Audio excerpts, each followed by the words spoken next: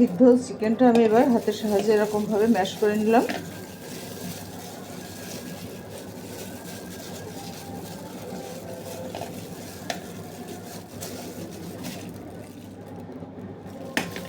এবার আমি পেঁয়াজ, কাঁচামরিচ, লবণ দেয়া আছে, একটু শুকনো মরিচও দেওয়া আছে সিদ্ধর সময়, এই জন্য শুকনো মরিচ বা চিলি ফ্লেক্সটা আমি ব্যবহার করব না। একটু লবণ দিলাম আর একটু সরিষার তেল দেব।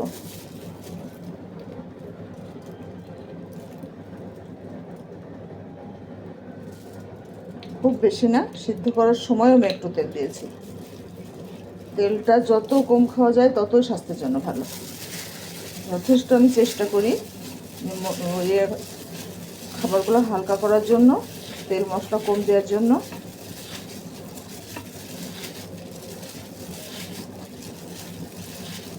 সুন্দর করে এটা ভর্তাটা মাখিয়ে নিলাম। এইবার ম্যাশ করা চিকেনগুলো দিয়ে দেব।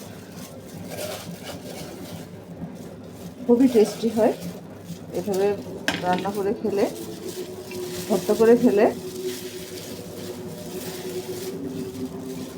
খুবই ভালো লাগে। গরম ভাতের সাথে খুব মজা লাগে।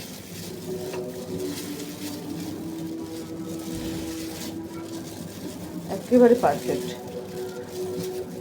এবং শর্টকাটে হয়ে যায়। আপনার হাতে যখন সময় কম থাকবে তখন এটা আপনি ঝটপট করে নেবেন। এবং ব্রেস্ট পিসগুলো সবসময় কিন্তু খাওয়া হয় না সেভাবে, এভাবে আলাদা করে রাখলে এই যে